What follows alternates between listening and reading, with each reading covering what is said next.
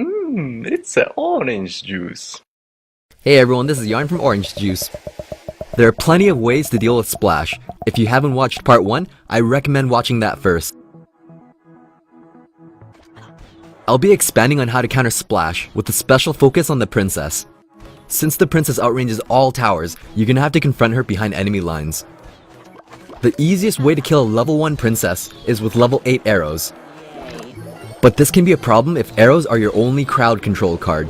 Some strategies actually use the princess to bait arrows. You're gonna need to understand how many shots it takes her to kill small units before you can effectively counter her. A level 1 princess kills skeletons and spear goblins in one hit. But it takes her 2 shots to kill melee goblins, archers, and minions. You can use melee goblins to take out a princess before she touches your tower for a positive elixir trade. Minions will neutralize her as well. Spear goblins can only take her on when she's locked onto your arena tower. With skeletons, timing is extremely important. If you plant them too early, she'll kill them. You have to wait until she locks onto your arena tower. This requires incredibly precise timing. You need to time it so that your skeletons are planted the moment her bow is raised.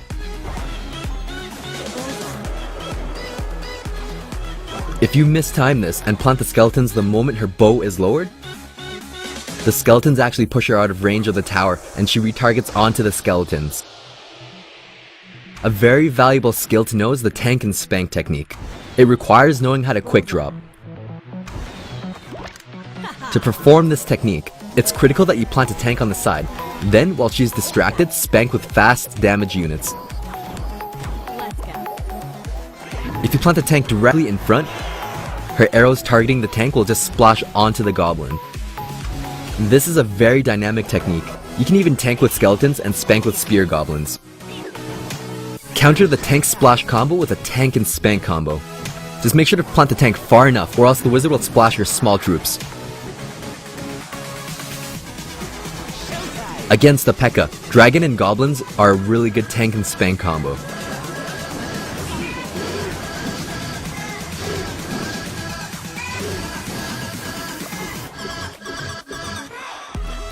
The witch can splash, but it's a very weak splash, so you can plant troops directly on top of her.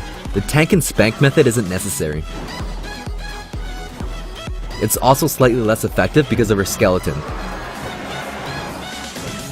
Against an ice wizard, a tank and spank works very well with a hog and goblin. He does practically no damage to the hog. This works best with the hog because the hog can jump in front of the goblins. The Ice Wizard is one of the best defensive cards in the game. When your opponent purely uses him for defense, he'll still wander to your side.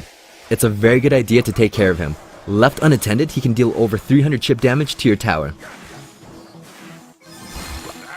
For a positive elixir trade, Skeleton Surround works good.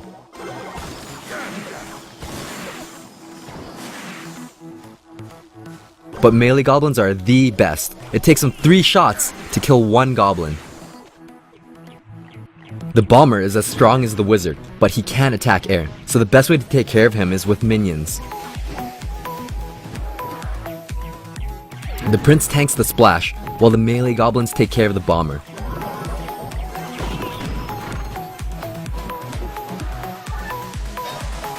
If he's by himself, and you need to clean him up, you can use skeletons to tank 1 shot. Quick drop skeletons to the far side, then quick drop melee goblins directly on top of him.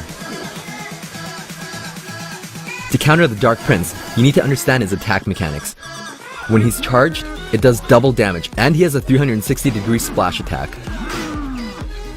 His regular non-charge attack only splashes units in front.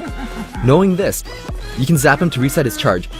Then you can safely surround with skeletons for a positive elixir trade.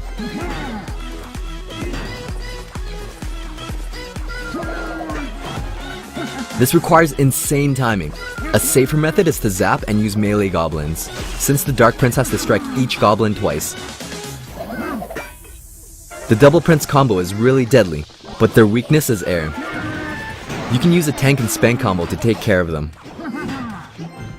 The dragon really is a baby. It does practically no damage. Because of this, you can use tanks to kite it.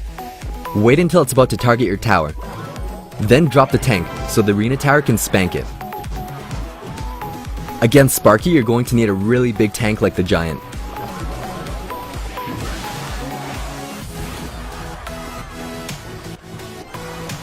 Or you can disarm his first attack with Skeletons or Zap.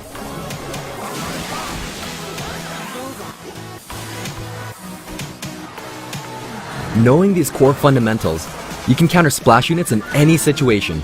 I use my Hog to kite the double prince and to tank the princess while my minions spank them. The tank unit in a tank and spank combo can be anything you want. Skeletons, Hog, Giant, or even an Inferno Tower. The Inferno tanked the 2 splash units, while my small units spanked the splashers.